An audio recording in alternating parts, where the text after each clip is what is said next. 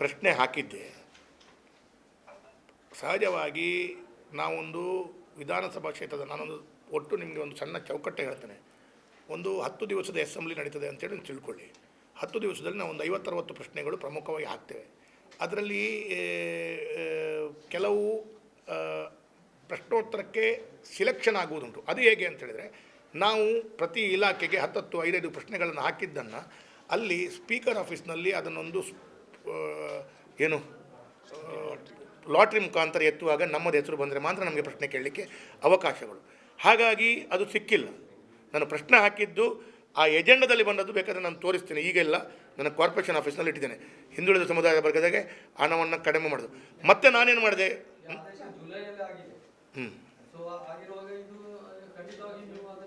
ಅಲ್ಲ ಹಾಕಿದ್ದೆ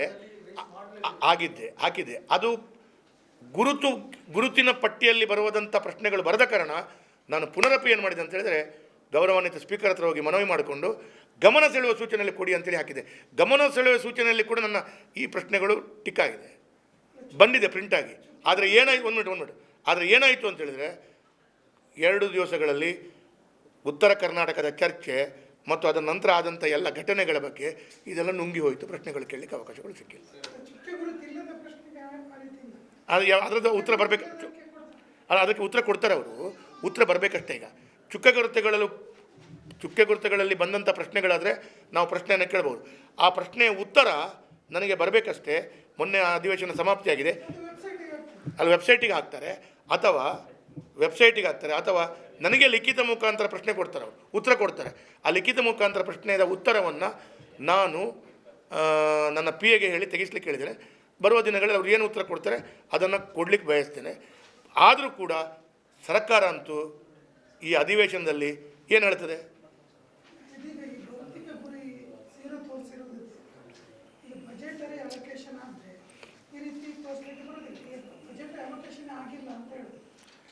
ಅದು ನೋಡಿ, ಬಜೆಟಲ್ಲಿ ಅಲೋಕೇಶನ್ ಆಗಿದೆಯೋ ಇಲ್ಲವೋ ಅಂತೇಳಿ ನೋಡುವ ಕೆಲಸ ನಂದಲ್ಲ. ನನಗೇನು ಅಂತ ಹೇಳಿದರೆ, ನನ್ನ ವಿಧಾನಸಭಾ ಕ್ಷೇತ್ರಕ್ಕೆ ಎಷ್ಟು ಭೌತಿಕ ಗುರಿ ಕೊಟ್ಟಿದ್ದಾರೆ, ಅಷ್ಟು ಸಿಕ್ಕಿದೋ ಇಲ್ಲವೋ ಅಂತ ನೋಡುವ ಜವಾಬ್ದಾರಿ ನಂದು. ನನಗೆ ಕಳೆದ ಸಂದರ್ಭದಲ್ಲಿ ಕಳೆದ ಅವಧಿಯಲ್ಲಿ ನನ್ನ ಸರ್ಕಾರದಲ್ಲಿ ಬಂದದ್ದು ಎಷ್ಟು ಅಂತ ಹೇಳೋದು ಅದು ನನಗೆ ಬರ್ತದೆ. ನಿಮಗೆ ಆ ನಿಗಮದ ಒಂದು ಅಧಿಕಾರಿ ಒಬ್ಬ ಇರ್ತಾನೆ, ಸರ್ ನಿಮಗೆ 15 ಬರ್ತಿದೆ, 25 ಬರ್ತದೆ, ನೀವು 25 ಜನರ ಆಯ್ಕೆ, ಇಷ್ಟು ಜನರು ಇದು ಮಾಡಿ ಅಂತೆಲ್ಲ ಬರ್ತದೆ, ತಂದು ಕೊಡ್ತಾರೆ ನನ್ನ ಹತ್ರ.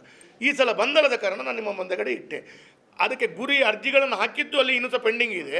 ಆದರೆ ಗುರಿ ಕೊಡದ ಕಾರಣ ಆಯ್ಕೆ ಮಾಡಲಿಕ್ಕೆ ಆಗಿಲ್ಲ ಅಂತೇಳಿ ಅವರು ಮೌಖಿಕವಾಗಿ ಹೇಳ್ತಾರೆ.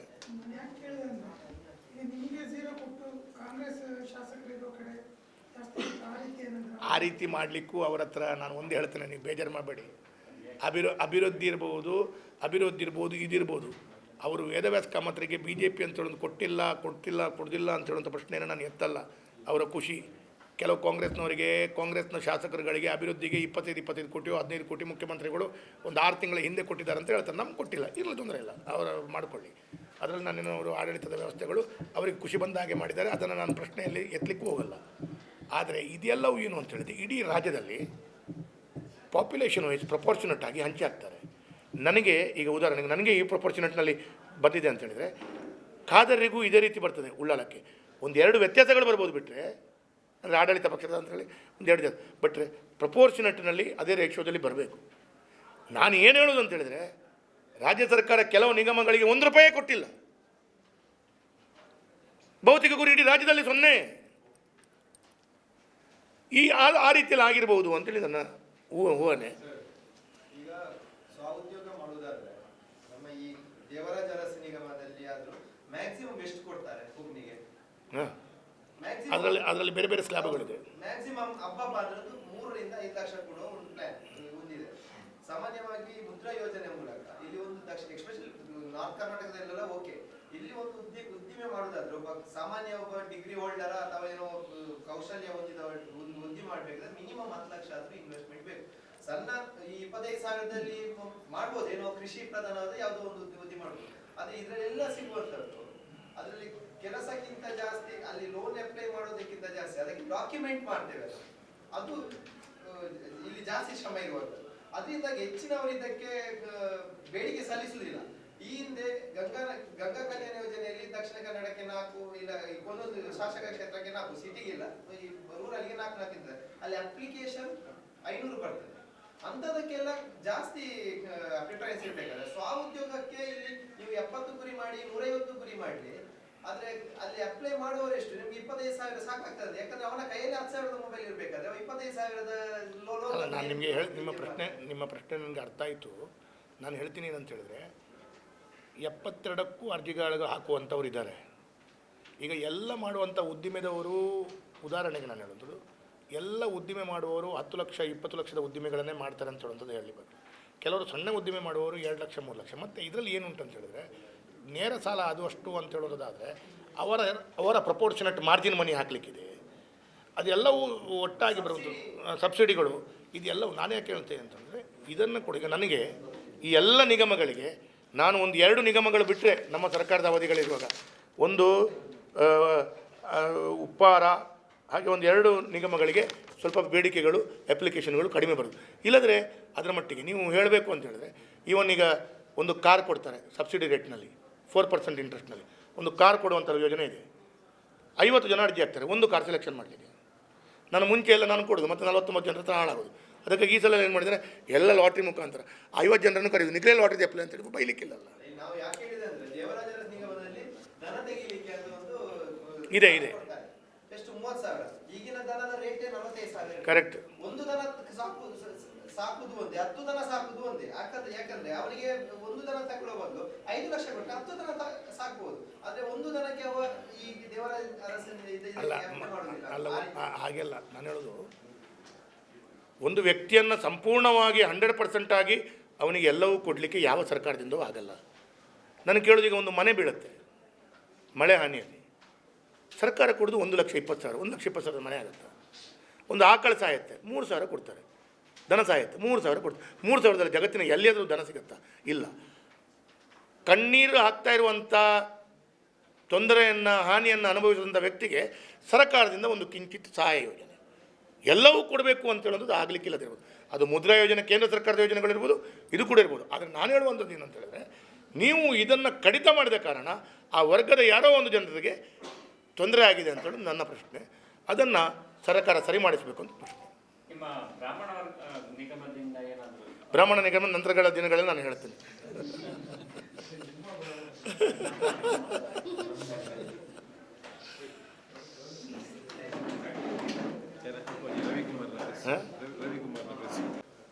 ಗೌರವಾನ್ವಿತ ಪಕ್ಷದ ಹಿರಿಯರಿಗೂ, ಅದೇ ರೀತಿ ಪತ್ರಿಕಾ ಮತ್ತು ದೃಶ್ಯ ಮಾಧ್ಯಮದ ಎಲ್ಲ ಬಂಧುಗಳಿಗೆ ಪುನರಪಿ ಸ್ವಾಗತವನ್ನು ಮಾಡ್ತಾ, ಇವತ್ತು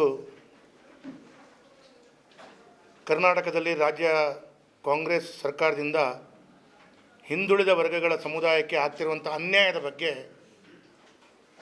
ಮಾಧ್ಯಮದ ಮುಖಾಂತರ ಸರ್ಕಾರದ ಅನ್ಯಾಯವನ್ನು, ಮಾಡಿದಂಥ ದ್ರೋಹವನ್ನು ಸರ್ಕಾರಕ್ಕೂ ಗಮನ ಸೆಳೆಯಬೇಕು ಮತ್ತು ಜನರಿಗೂ ತಿಳಿಸಬೇಕು ಅಂತ ಅನ್ನೋ ದೃಷ್ಟಿಯಲ್ಲಿ ಈ ಪತ್ರಿಕಾಗೋಷ್ಠಿಯನ್ನು ಹಮ್ಮಿಕೊಳ್ಳಲಾಗಿದೆ. ರಾಜ್ಯದಲ್ಲಿ ಸಾಮಾಜಿಕ, ಆರ್ಥಿಕ ಹಾಗೂ ರಾಜಕೀಯವಾಗಿ ಹಿಂದುಳಿದ ವರ್ಗಗಳ ಸಮುದಾಯದ ಜನರ ಕಲ್ಯಾಣ ಮತ್ತು ಸಬಲೀಕರಣಕ್ಕಾಗಿ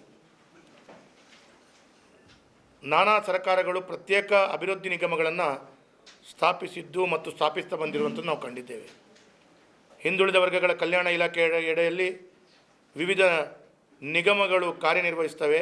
ಈ ಹಿಂದೆ ಅಧಿಕಾರದಲ್ಲಿರುವಂಥ ನಮ್ಮ ಸರ್ಕಾರ ಹಿಂದುಳಿದ ವರ್ಗಗಳ ನಿಗಮದ ಅಭಿವೃದ್ಧಿಗಾಗಿ, ಹಿಂದುಳಿದ ವರ್ಗಗಳ ಜನರ ಕಲ್ಯಾಣಕ್ಕಾಗಿ 1,000 ಕೋಟಿಗೂ ಹೆಚ್ಚಿನ ಅನುದಾನವನ್ನು ವಿವಿಧ ನಿಗಮಗಳ ಮುಖಾಂತರ ಬಿಡುಗಡೆ ಮಾಡಿದ್ದನ್ನು ನಾನಿವತ್ತು ನೆನಪಿಸ್ತಾ ಇದ್ದೇನೆ.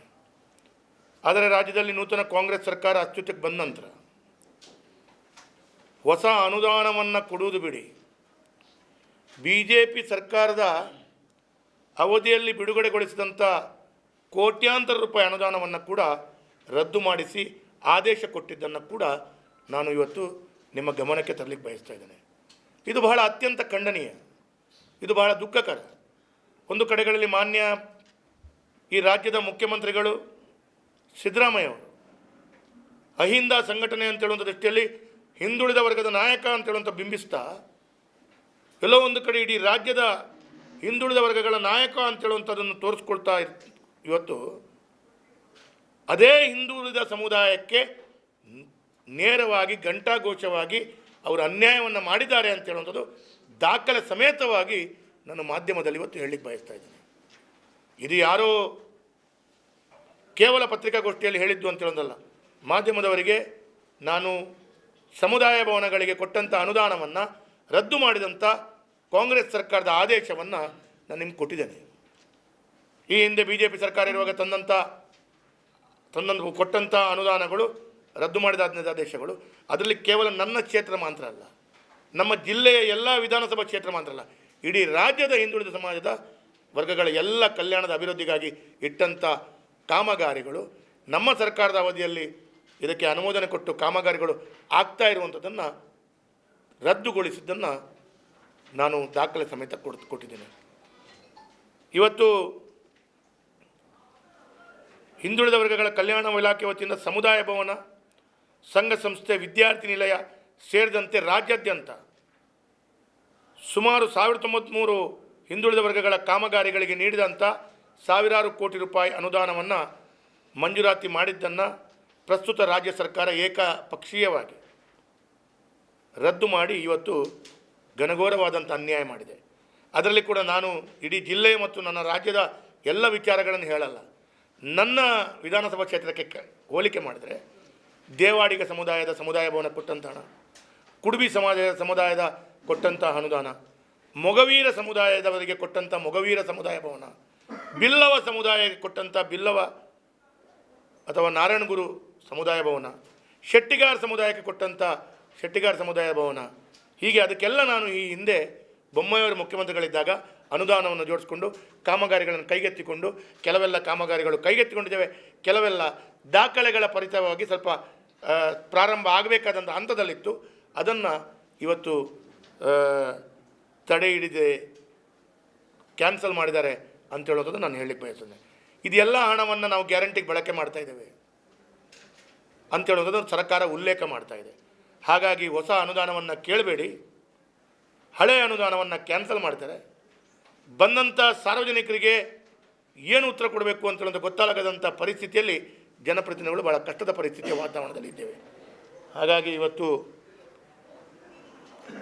ದಕ್ಷಿಣ ಕನ್ನಡ ಜಿಲ್ಲೆ ಇರ್ಬೋದು, ನಮ್ಮ ರಾಜ್ಯದ ಹಿಂದುಳಿದ ವರ್ಗಗಳ ಕಾಂಗ್ರೆಸ್ನ ನಾಯಕರು ಯಾಕೆ ಇದಕ್ಕೆ ಮೌನ ಇದ್ದಾರೆ?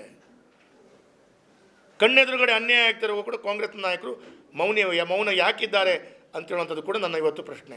ನೀವು ನಿಜವಾದ ಹಿಂದುಳಿದ ವರ್ಗದ ನಾಯಕರು ಅಂತ ಹೇಳಿದ್ರೆ ನಿಮ್ಮ ಸರ್ಕಾರದಲ್ಲಾದಂಥ ಈ ಅನ್ಯಾಯದ ಬಗ್ಗೆ ನೀವು ಅಟ್ಲೀಸ್ಟ್ ಪತ್ರಿಕಾ ಹೇಳಿಕೆ ಮಾಡಿ ನಿಮಗೆ ಹೇಳಲಿಕ್ಕಾಗದಿದ್ರು ಮುಖ್ಯಮಂತ್ರಿಗಳ ಗಮನಕ್ಕೆ ತಂದು ಇದನ್ನು ಸರಿಪಡಿಸಿಕೊಡಿ ಅಂತ ಹೇಳುವಂಥದ್ದು ಹಿಂದುಳಿದ ವರ್ಗದ ಸಮುದಾಯದ ಎಲ್ಲ ಬಹುಜನರ ಬೇಡಿಕೆಯನ್ನು ನಾನು ಮಾಧ್ಯಮದ ಮುಖಾಂತರ ಇವತ್ತು ಹೇಳಲಿಕ್ಕೆ ಬಯಸ್ತಾ ಇದ್ದೇನೆ.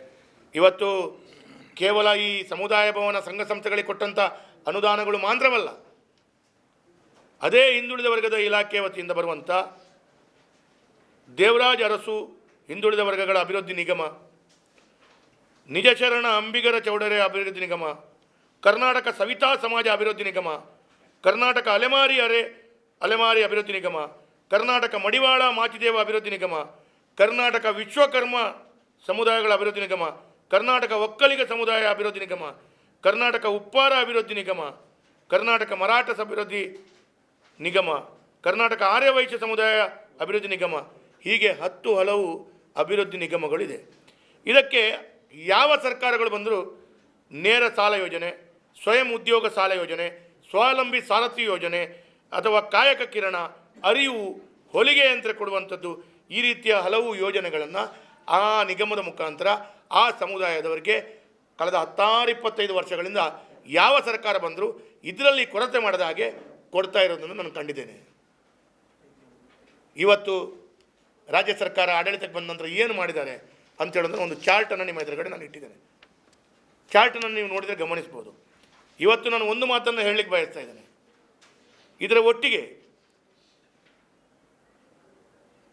ಬಿಲ್ಲವ ಸಮುದಾಯದ ಭಾಳ ಅತಿ ದೊಡ್ಡ ಬೇಡಿಕೆ ಇರುವಂಥದ್ದು ನಾರಾಯಣಗುರು ಅಭಿವೃದ್ಧಿ ನಿಗಮ, ಒಂದು ಅಧ್ಯಕ್ಷರನ್ನು ನೇಮಕ ಮಾಡಲಿಕ್ಕಾಗದಂಥ ನಾಲಾಯಕ ಸರ್ಕಾರ ಇದೆ. ಮಂಗಳೂರಿನ ಇಲ್ಲಿಂದ ಬೆಂಗಳೂರು ತನಕ ಪಾದಯಾತ್ರೆ ಹೋದಂಥ ನಾಯಕರುಗಳು ಎಲ್ಲಿ ಹೋಗಿ ಕೂತ್ಕೊಂಡಿದ್ದಾರೆ ಅಂತ ನನಗೆ ಗೊತ್ತಿಲ್ಲ. ಈಗ ಭಾಳಷ್ಟು ದೊಡ್ಡ ಗೊಂದಲವನ್ನು ಎಬ್ಬಿಸಿಕೊಟ್ಟಿರು. ಯಾಕೆ ಅಂತ ಹೇಳಿದ್ರೆ ಕೇವಲ ಚುನಾವಣೆ ಸಂದರ್ಭದಲ್ಲಿ ಗೊಂದಲವನ್ನು ಎಬ್ಬಿಸಿ ರಾಜಕೀಯವಾಗಿ ಲಾಭವನ್ನು ಪಡ್ಕೊಳ್ಳಿ